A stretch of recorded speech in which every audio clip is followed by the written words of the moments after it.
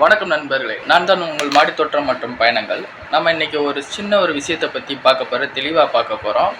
என்னென்னா, பொதுவாக சின்ன பிள்ளைங்க இப்போ இருக்க 2K கிட்ஸ் என்ன பண்ணுறாங்கன்னா, அதிக அளவு எந்த உணவுப் பொருளை அதிக அளவு சாப்பிட்றாங்கன்னு பார்த்தோம்னா, இந்த ஜெல்லி ஐட்டம், பொம்மை படம் போட்ட மாதிரி ஜெல்லி ஐட்டம், ஒவ்வொரு கம்பெனிக்காரங்க நிறைய இந்த ஜெல்லி வகைகளை கொடுக்குறாங்க. 90s கிட்ஸில் ஜெல்லின்னு சொல்லும் போது ஒரு சின்ன டியூப் மாதிரி கொடுத்துருப்பாங்க. ஒரு முக்கோண சைஸில் இருக்கும். ஒரு ஸ்ட்ரா ஒன்று உள்ளே போட்டு அதை உறிஞ்சி குடிக்கிற மாதிரி இருக்கும். அந்த ஜெல்லி கொஞ்சம் தண்ணி மாதிரி இருக்கும். ஜெல்லிலே 2 வகையாக இருக்குது. ஒன்று நான்வெஜ்ஜு, இன்னொன்று வெஜ்ஜு. அதாவது சைவம் மற்றும் அசைவம், இந்த 2 வகையில் இருக்குது. 90s கிட்ஸ்லலாம் சாப்பிட்டதில் மேக்ஸிமம் சைவமாக தான் இருந்திருக்கும். ஏன்னா அப்போ அது எந்த இதில் ரெடி பண்ணுறாங்க அப்படின்றத இந்த வீடியோவோட சேர்த்து பார்ப்போம். அதுக்கு முன்னாடி நம்ம பேஜை சப்ஸ்கிரைப் பண்ணாலும் சப்ஸ்கிரைப் பண்ணிட்டு, இந்த வீடியோ பிடிச்சிருந்தா ஒரு சின்ன லைக் மட்டும் கொடுங்க. உங்களுக்கு இந்த வீடியோ ரொம்ப பயனுள்ளதாக இருந்தால் இன்னும் 4 பேருக்கு நீங்களே ஷேர் பண்ணிவிடுங்க, சரிங்களா?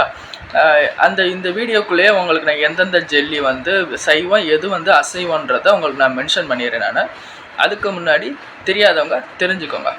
இப்போ 90ஸில் 90s கிட்ஸ்லாம் இருப்போம் பார்த்தீங்களா? நம்ம சாப்பிட்டது முக்கோண வடிவலான ஜெல்லி. அந்த ஜெல்லியை ஸ்ட்ரா போட்டு உரிவோன்னு சொன்னேன் பார்த்தீங்களா? அது எதில் ரெடி பண்ணுறாங்கன்னு முதற்கொண்டு சொல்கிறேன். அதுக்கு முன்னாடி எது அசைவம் எது சைவன்றதை சொல்கிறேன்.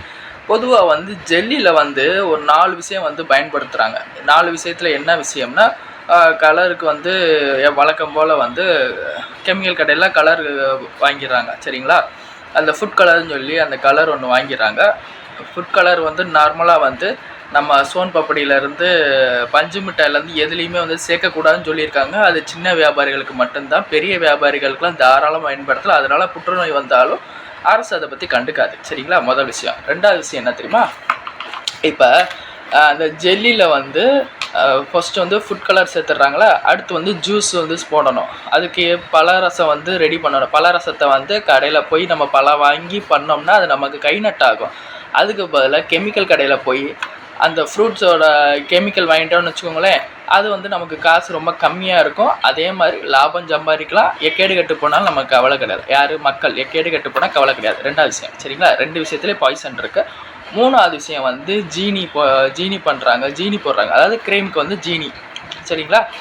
4வது ஒரு விஷயம் ஜெலட்டின் யூஸ் பண்ணுறாங்க. இந்த ஜெலட்டின்றது என்ன வேதிப்பொருள் அப்படின்னு கேட்டிங்கன்னா, ஜெலட்டின் இந்த மனுஷனுக்கும் மிருகங்களுக்கும், சரிங்களா, எலும்பு இருக்குது பார்த்தீங்கன்னா, இந்த எலும்பில் தசைப்பகுதி ஸ்ட்ராங்காக இருக்க தசைப்பகுதி அதையும் பிரிக்கிறதுக்கு, அதாவது தசைப்பகுதியும் எலும்பையும் பிரித்து எடுக்கிறதுக்கு இந்த ஜெலட்டின் யூஸ் பண்ணுறாங்க. அது உண்மையிலே எப்படி சொல்கிறதுனா, இப்போ கறி தனியாக எலும்பு தனியாக பிரிக்கிறோம் பார்த்தீங்களா, அந்த மாதிரி இந்த ரஃப்பானது இருக்கும் போது அந்த ரஃப்பானதை ஜெலட்டின் யூஸ் பண்ணி தான் 2யும் தனியாக பிரித்து எடுப்பாங்க. இன்னும் சொல்லப்போனால் இந்த மூட்டு இருக்குது பார்த்தீங்களா, இந்த மூட்டு ஜாயிண்ட் இருக்குது. இந்த ஜாயிண்ட் பகுதியில் அந்த ஜெலட்டின் உற்பத்தி ஆகும். நம்மளோட பாடியில் நம்மளோட பாடியிலேருந்து சரி, விலங்காலேருந்து சரி, யாராக இருந்தாலும் சரி, அவங்க பாடியில் அந்த ஜெலட்டின்ற பொருள் உற்பத்தி ஆகும். இதை எடுத்து இதைத்தான் ஜெல்லியில் யூஸ் பண்ணுறாங்க. இந்த ஜெல்லியில் யூஸ் பண்ணும் போது அப்போ அவங்களும் சாப்பிட்டாங்கன்னா அது சைவம் கிடையாது, அசைவம், சரிங்களா? நார்மலான மக்கள் இப்போ யார் சொல்கிறேன், பிராமின்ஸ்லாம் அவங்களாம் சைவம் அசைவம் சாப்பிட மாட்டாங்கன்னு சொல்லுவாங்க. ஆனால் இந்த மாதிரி ஜெல்லி சாப்பிட்டோம்னா அவங்களும் ஆட்டோமேட்டிக்காக அசைவம் சாப்பிட்றாங்கன்னு தான் அர்த்தம். முதல் விஷயம். 2வது விஷயம் என்னென்னா, இந்த பேக்கெட்லேயே நீங்கள் பின்பகுதியில் பார்க்கணும், அனிமல் ஆர்கானிஸ் அப்படின்னு போட்டுருந்துச்சுன்னு வச்சுக்கோங்களேன், அது அசைவம். இல்லை நார்மலாக அது அந்த மாதிரி எந்த ஒரு வாக்கியம் இல்லைன்னா நீங்கள் தாராளமாக இந்த சைவமாக ஏற்றுக்கிட்டு நீங்கள் சாப்பிட்லாம். 2வது விஷயம்.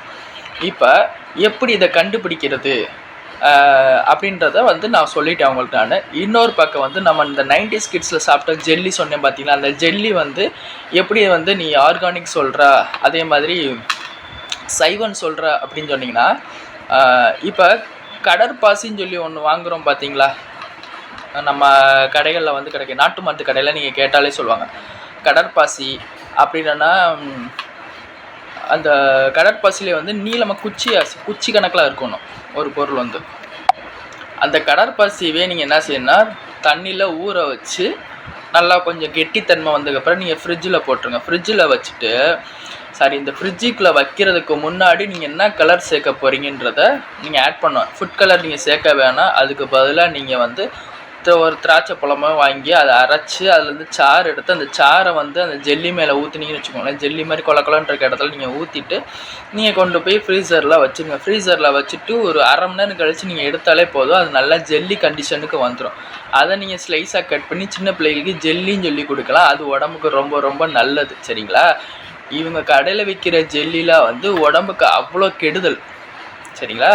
இந்த கெடுதல்னால என்ன பக்க விளைவுகள் வரும் அப்படின்னா, சின்ன பிள்ளைகளுக்கு சீக்கிரமாக ரொம்ப ரொம்ப சீக்கிரமாக கேன்சர் வர்றதுக்கு வாய்ப்பு இருக்குது. சரிங்களா? சின்ன பிள்ளைகளுக்கு கேன்சர் வர்றதுக்கு வாய்ப்பு இருக்குது. அதே மாதிரி அதுகளுக்கு அந்த சாப்பாட்டு தன்மை, பசிக்கிற தன்மையை போகிறதுக்கு நிறைய வாய்ப்பு இருக்குது.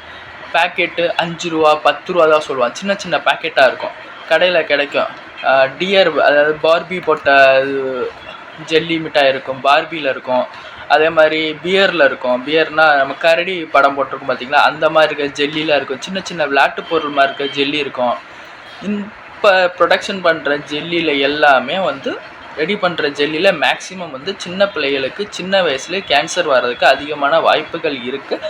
இதுக்கும் மேலே உங்கள் பிள்ளைகளுக்கு அந்த ஜெல்லி வாங்கி சாப்பிடணும் அப்படின்னு அடம்பிடிச்சு கேட்குது, நீங்கள் வாங்கி தந்தே தீர்வேன்னா தாராளமாக வாங்கி கொடுங்க. அதை பற்றி நான் எதுவுமே சொல்லலை. ஆனால் ஜெல்லியில் இவ்வளோ பெரிய இது நடக்குது, ஸ்கேம் ஒன்று நடந்துக்கிட்டு இருக்குது. உங்கள் பிள்ளைகளுக்காக பொதுநலம் கருதி நான் எடுத்து நான் சொல்கிறேன். கேட்குறதும் கேட்காததும் உங்களோட இஷ்டம் மக்களே. நன்றி, வணக்கம்.